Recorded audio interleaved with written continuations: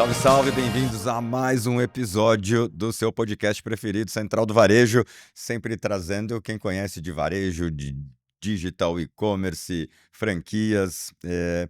E hoje, particularmente especial, porque acho que tem duas coisas muito legais aqui. A gente vai falar do mercado de beleza e a gente vai falar de e-commerce que vai muito bem. E eu tô com dois queridos, dois feras aqui. Tô com o Diogo Soda, que é CEO da Forever Liss. Diogo, obrigado pela visita, pela presença. E com o Edu Fregonese, que é nosso parceiro, CEO da Unlock e também acho que os caras que mais se conhecem de digital, full commerce, operação. Edu, obrigado pela parceria. Obrigado, Zé. Diogo, eu acho que vale começar contando um pouco da Forever Liss para quem não conhece, né? E aí eu quero te fazer uma pergunta pessoal. Você começou, você tem uma carreira, uma história importante, e você começou há pouco mais. A gente está aqui em janeiro, a gente está gravando diretamente da NRF aqui em Nova York, e você está há 3 meses na Forever Liss. O que te motivou? Por que você resolveu compartilhar parte da sua vida, né? Quando a gente toma uma decisão dessa, é compartilhar a vida com a Forever Liss. Não, com certeza, Zanco. Eu acho que o principal é o tamanho do projeto, né? Acho que a oportunidade que se tem de fazer um turnaround, né, de uma das marcas mais queridas, né, de haircare no Brasil. É um nível de comunidade que é gigantesco, né? A gente tem 8 milhões de seguidores nas redes sociais. Uau. Enfim, eu estava já há 15 anos no mercado de beleza, né? Tanto no Brasil quanto fora, do massivo ao nicho. E acho que justamente a oportunidade de poder novamente fazer, acho que uma transformação positiva, né? No dia a dia das pessoas. E também conseguir fazer um desenvolvimento de uma nova estratégia que faz muito sentido e que tem, de fato, muito potencial. Então, acho que foi de fato, muito fácil de poder aceitar o desafio na Forever Liss. Que legal. É impressionante como, sobretudo pós-pandemia, né, trouxe de crescimento. Eu vejo isso pela minha casa. Eu sou casado com uma dermatologista, então imagina que produtos de beleza são abundantes na minha casa. E pós-pandemia criou-se um hábito que nunca imaginei. Minha mulher não é a mais digital. Mas ela começou a comprar shampoo e itens de cabelo por e-commerce e nunca mais voltou numa loja física, assim. E essa é lógico, todo mundo sabe dessa. Mas eu vivi muito próximo isso. E aí eu queria ouvir de você, e aí que o Edu completasse, quais os maiores desafios operacionais numa operação desse tamanho, assim, sabe? Onde que é o gargalo ali? Onde que você, acabando de chegar, bota talvez sua lupa ali para começar a entender melhor? Então, perfeito. Você falou da sua esposa, que é dermatologista, a minha também é médica, mas a minha é super digital, então acho que, né, ela até ajuda bastante nesse sentido. Eu acho que o principal desafio, ele mora no sentido de fazer o básico bem feito, dentro de inúmeras frentes que se tem, né? A gente está falando na NRF de AI, de varejo, de promptização, enfim, acho que uma série de pontos. E como que todas essas frentes a gente consegue colocar dentro de um modelo de gestão que faça sentido, que seja coerente, que tenha um nível de estruturação num curto, médio e longo prazo, né? Porque são diversas prioridades que acabam existindo no meio do caminho, acho que, né, de maneira 360 mesmo na companhia, e quando isso precisa ser feito, a execução realmente tem que ser muito bem feita. E para a execução ser bem feita, tem que ter um modelo de gestão que seja realmente bastante consistente para conseguir garantir que funcione no final do dia. Legal. Edu, na sua experiência, você já operou em vidas passadas com muita empresa grande desse mercado. Onde você acha que mora o perigo ali? Onde você acha que poxa, é um ponto de atenção para quem opera no segmento do ponto de vista de operação? A operação é um bicho complexo, né? A operação ela é uma soma de vários acontecimentos, desde o momento. Eu vou falar do momento que o cliente comprou, operação mesmo, né? Fora tudo que você tem que fazer para trazer ele e fazer ele comprar, né? Cuidar dessa plataforma, conteúdo e a forma de se comunicar e trazer o cliente. Mas a hora que ele está ali e resolveu comprar, ele clicou em comprar, você tem todo o flow de pagamentos, de warehouse, de entrega, atendimento, né, o saque, fluxos de exceção, reversa, e tudo isso tem muito sistema, muita integração. O que a gente acredita, né, é que, pegando o exemplo do Diogo, chegou lá há 3 meses na Forever Liss, que uma preocupação dele não deveria ser a operação do e-commerce. Que a operação tem um parceiro que está entregando com um nível de excelência para o consumidor, ele vai se preocupar com a estratégia, preço, margem, canal e etc e tal. Mas a gente sabe que muitas vezes a operação acontece in-house, ou está terceirizada de uma forma mais fragmentada e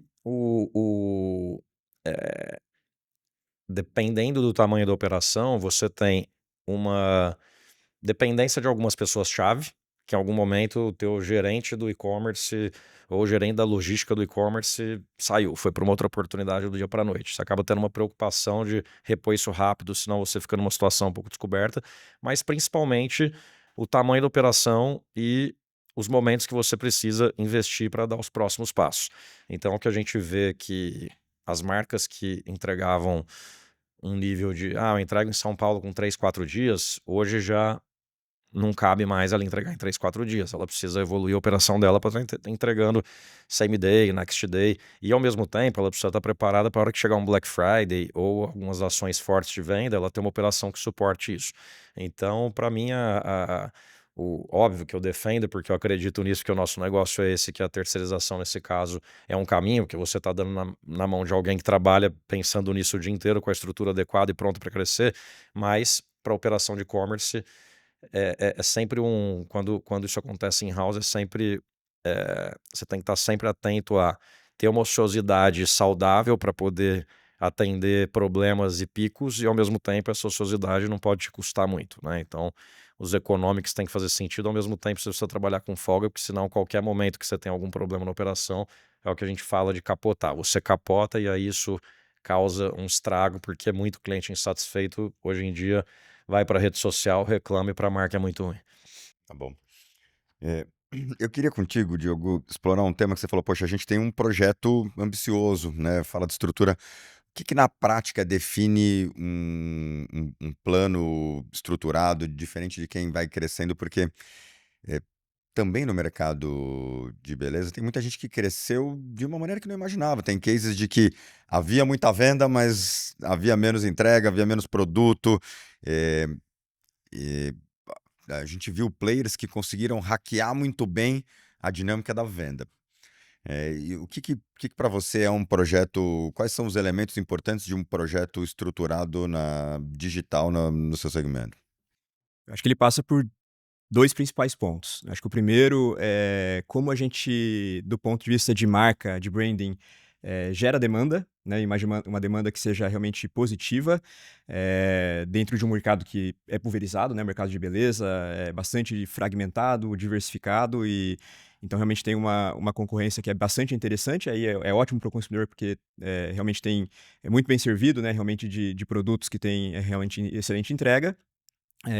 Mas como que a gente consegue de fato, apresentar a nossa proposta de valor, né, que efetivamente, ter produtos, de resultado de salão, mais em casa, né, e ter isso no dia a dia, e garantir que, tudo isso, seja feito de uma forma, harmoniosa, no sentido de ser uma comunicação que efetivamente seja genuína, né, e acho que é muito do coração de Forever Liss.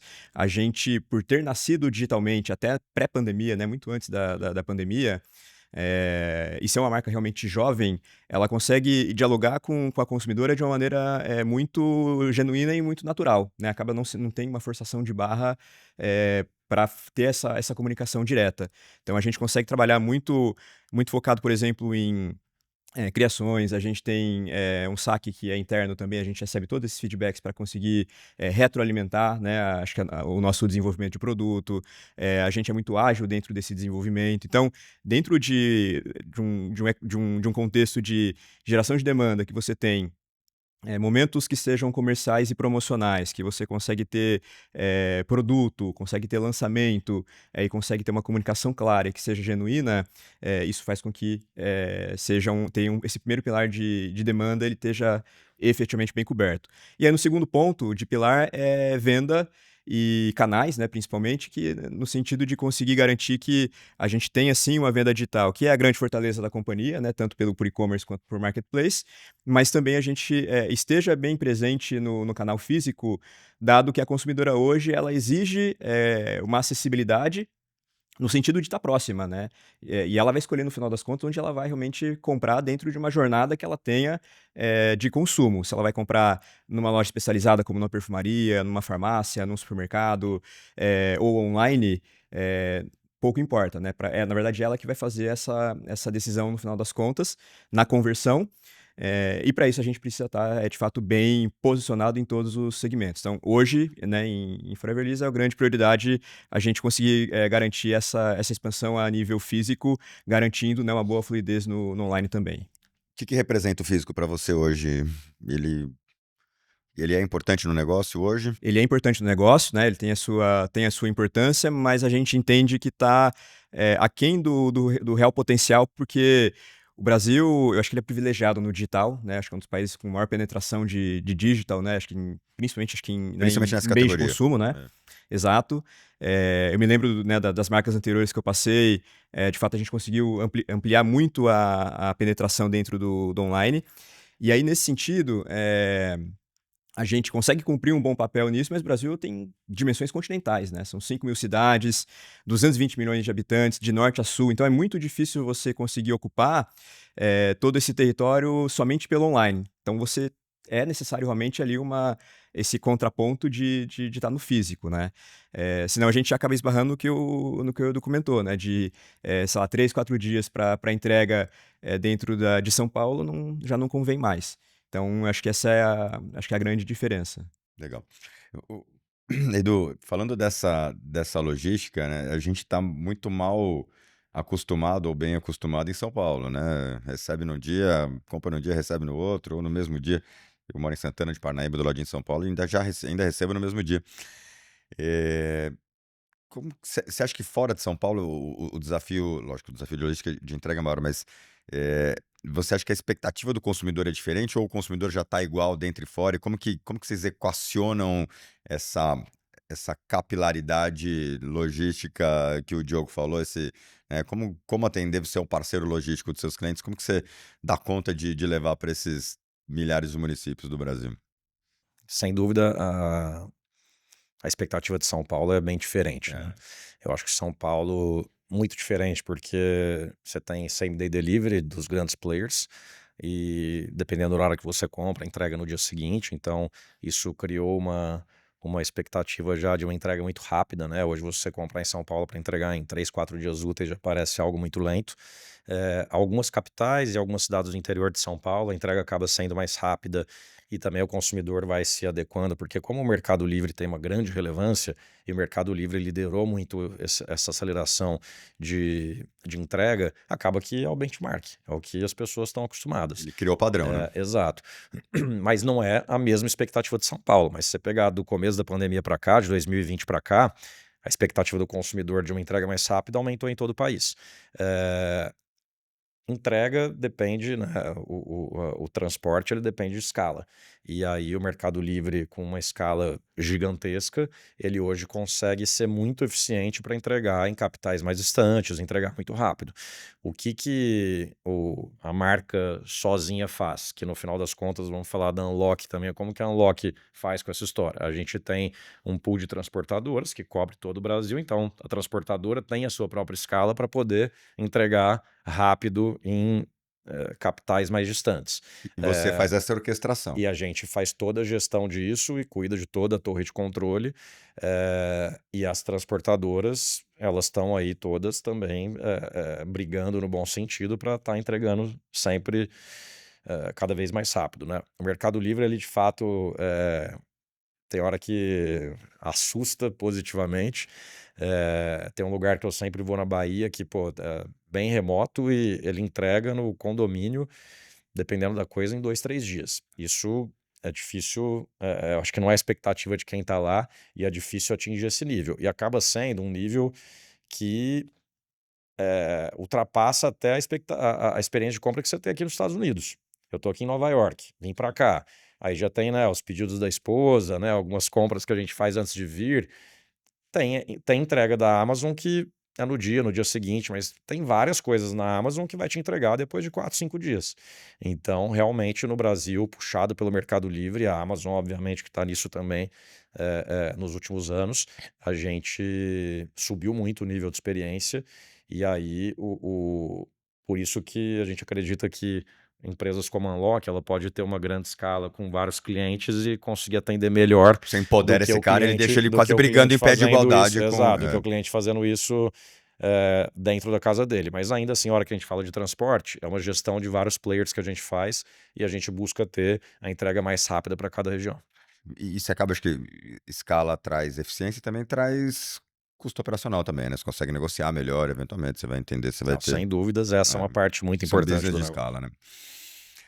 Diogo, eu queria voltar a explorar, você falou da demanda como um pilar importante desse planejamento bem-sucedido. Como que você tem visto? A gente, na NRF, teve uma primeira palestra, das primeiras palestras, segunda palestra da NRF do CEO do Google, contando um pouco de como eles têm trabalhado num protocolo universal né, de comunicação para e-commerce, em que eventualmente a gente já vai mandar catálogo, informação de cliente, e você fecha a venda dentro do Gemini usando o Google Pay. E a gente tem TikTok Shop já ganhando cada vez mais espaço. Como que você tem olhado esse movimento de novas fontes de pedido, novas formas de conexão entre marcas e consumidores? Eu acho que Live commerce, né? sim, a gente vê de uma forma fundamental, né? Acho que não tem como fugir, acho que desse meio, né? Desse canal de venda e de tráfego, basicamente.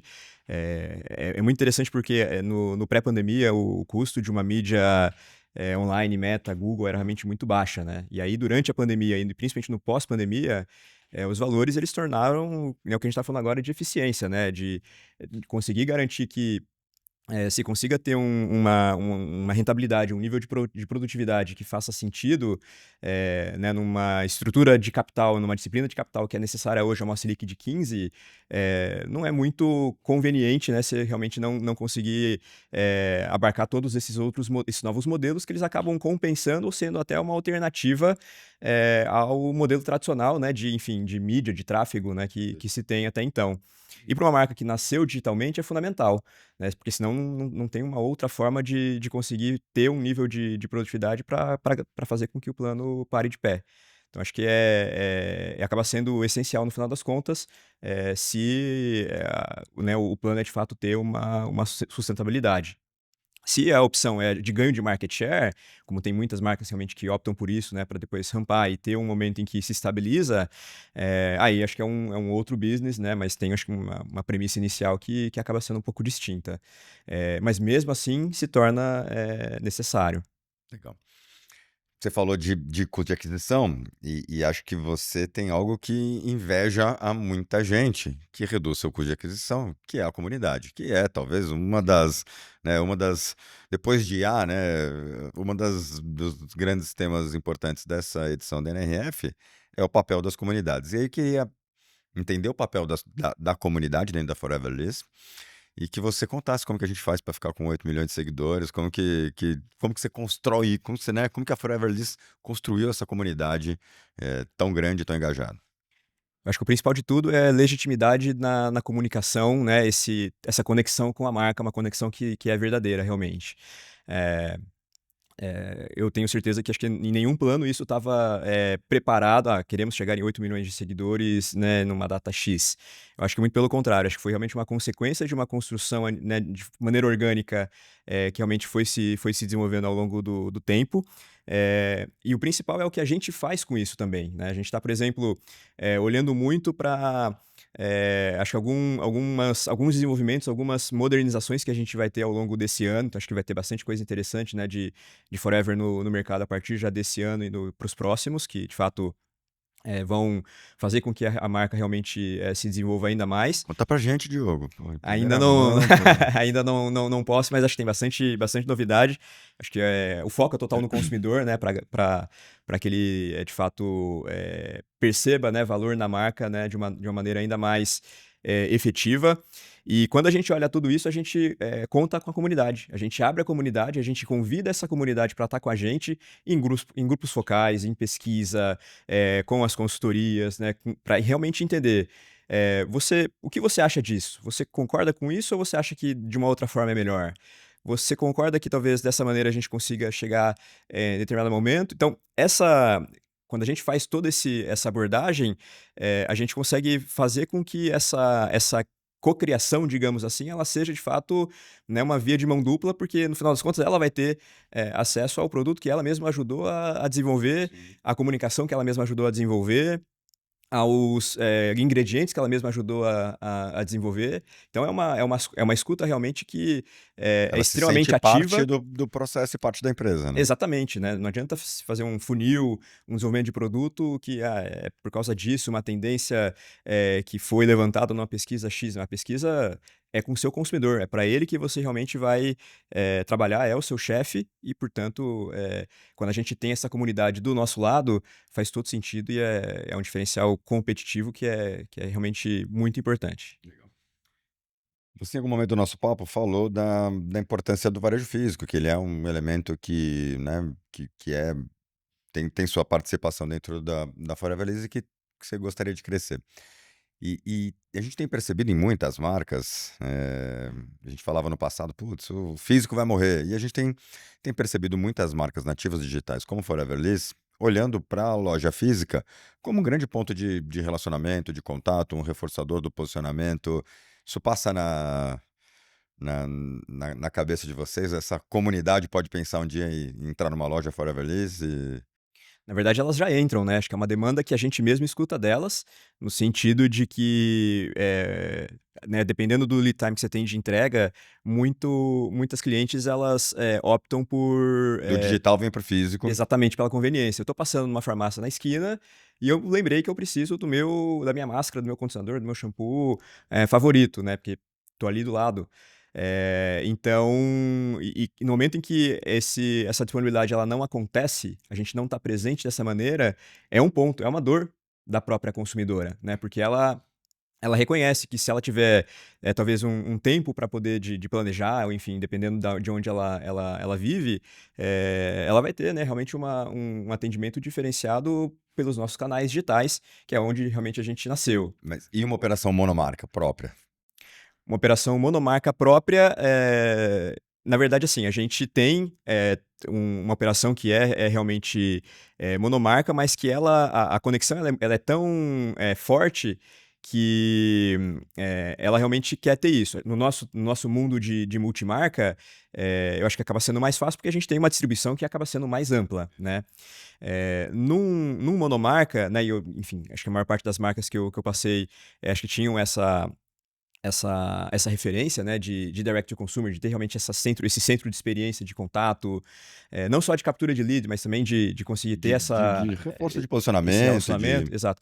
Eu acho que acaba sendo importante, mas naturalmente, dentro de qualquer tipo de plano, acaba sendo mais inviável pelos custos que estão envolvidos nesse sentido, né. Então, talvez nesse sentido, talvez nesse caso, acaba sendo um pouco mais desafiador atender a essa dor que a consumidora tem. No entanto, eu acho que tem, diversos tipos de, canais que permitem com que, principalmente aqui, por exemplo, em Nova York, a gente tem, né, as marcas conseguem, de fato, ter o seu espaço de expressão como marca de uma maneira muito, muito clara, né? Você entra numa Nordstrom, você entra numa Bloomingdale's, né, numa Macy's, numa Ulta, né? Teve a palestra deles lá na NRF. Então, acho que todos esses canais, eles permitem que que as marcas consigam se expressar, da mesma maneira como se fosse um D2C, né, acho que muda um pouco o modelo de negócio. Mas no final das contas, no Brasil é um gap. A gente não tem o mesmo tipo de canal no físico para conseguir se expressar da mesma forma como marca, pensando, é. né, numa comunidade de marcas. Você tem a farma muito forte ou a perfumaria especializada, mas que você não eu entendi quando você quis dizer que, poxa, aqui na grande loja de departamento, ou até na especializada como Ulta, você consegue de fato estar com um pouco mais de identidade, né? Exatamente, exatamente. E aí, faltando essa identidade, no Brasil em termos de canal, e acho que é uma particularidade, né, não é que tem melhor ou pior, mas é uma particularidade, isso acaba exigindo um esforço adicional para que essa necessidade que a consumidora tem de se relacionar diretamente com a marca, também no físico além do online, seja cumprida. Então acho que é um ponto de bastante oportunidade que eu acho que eu vejo, né, estando aí nos últimos 15 anos no mercado de beleza, né, e olhando o varejo de uma forma muito clara, né, e que de fato é um gap que se tem, e acho que para se evoluir como varejo, acho que é um ponto importante para se olhar. Legal. Gente, estamos caminhando já para o final do nosso papo. Eu queria explorar um tema que acho que está muito relacionado à NRF e queria ouvir o Edu primeiro.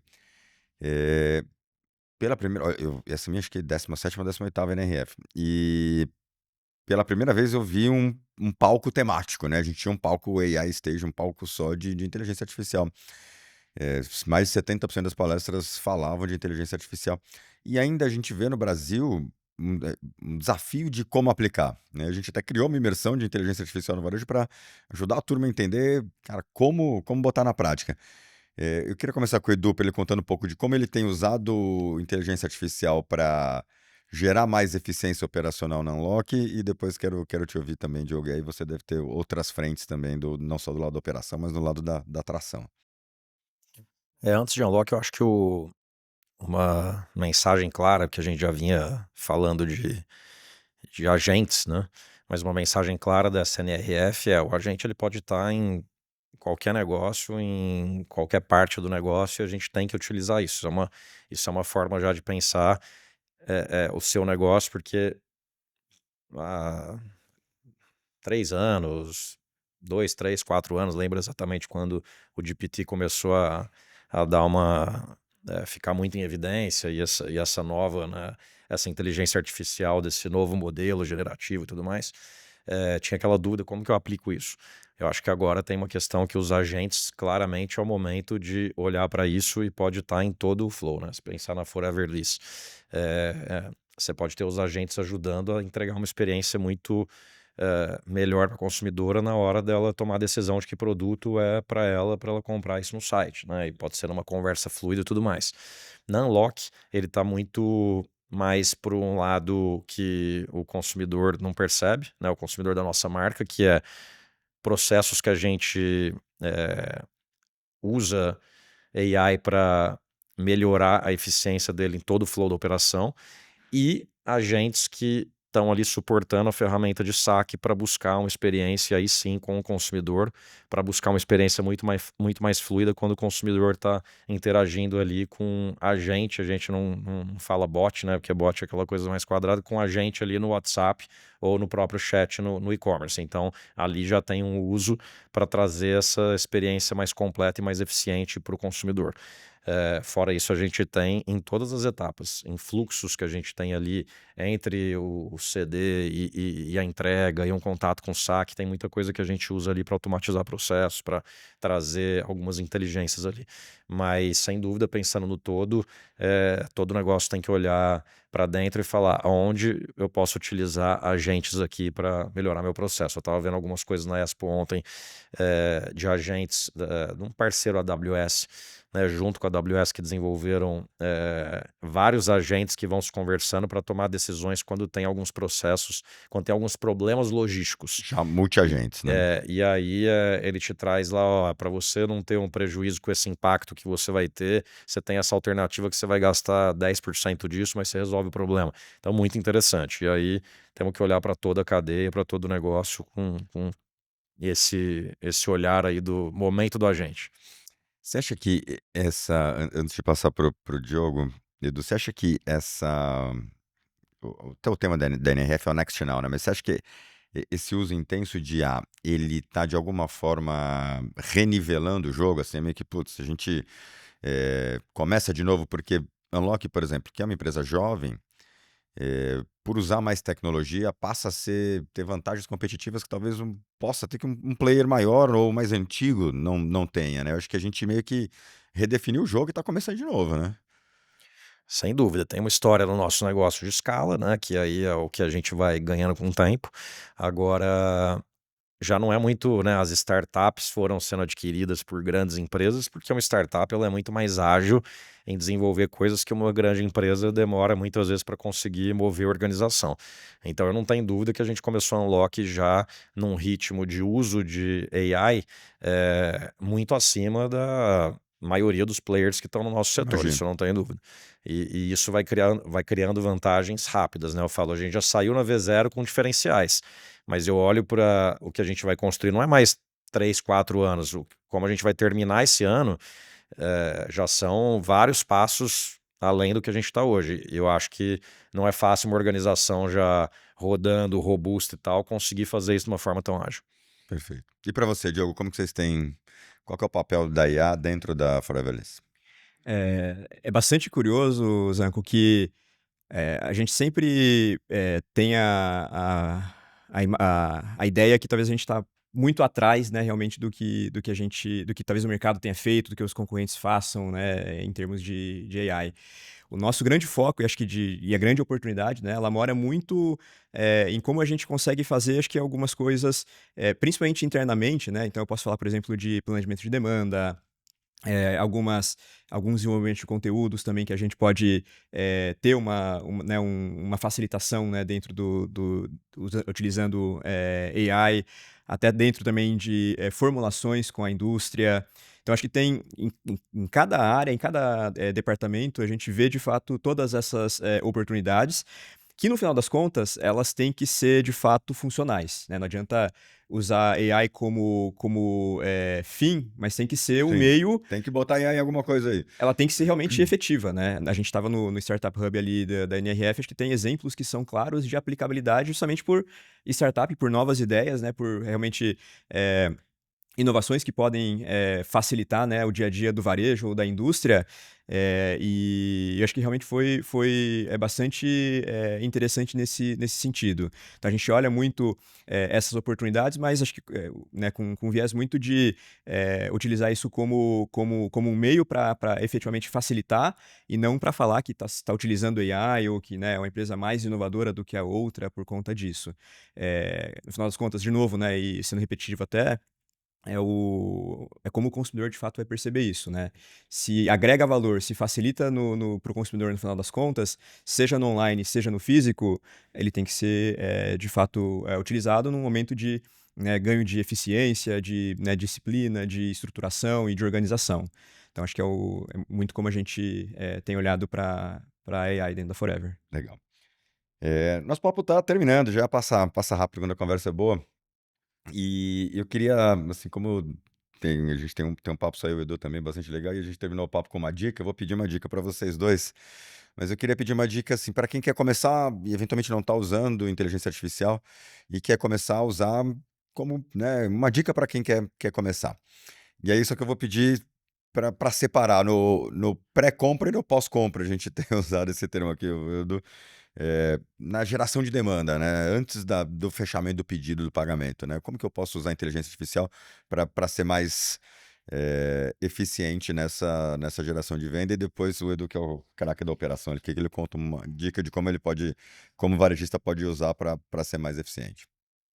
Eu acho que na geração de demanda, eu acho que muito olhando tendências, é muito olhando por comportamentos do consumidor, quem é aquele cliente que está dentro de uma loja física, por exemplo, que tipo de padrões, que tipo de o que o algoritmo consegue realmente trazer para realmente tomar uma melhor decisão dentro dessa jornada, numa loja física.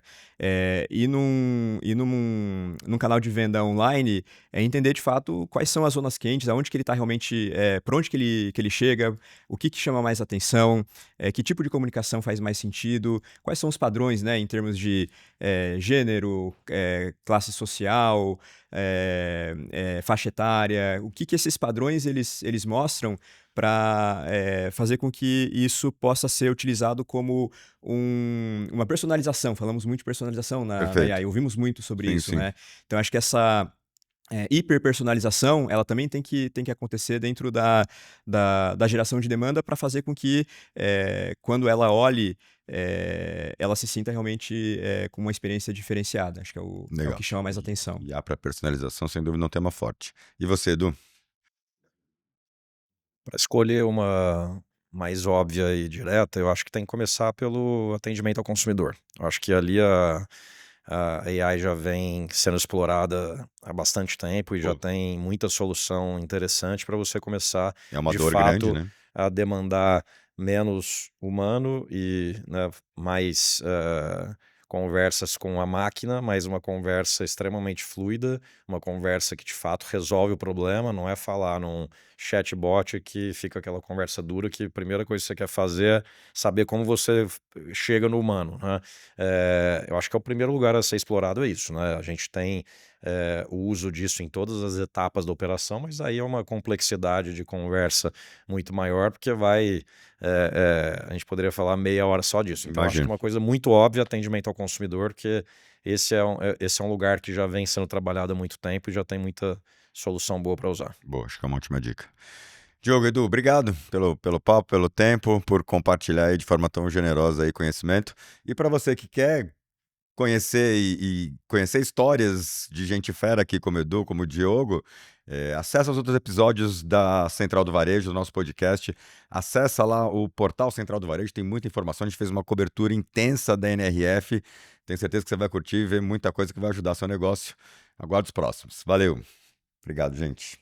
Muito obrigado, Zé. Valeu.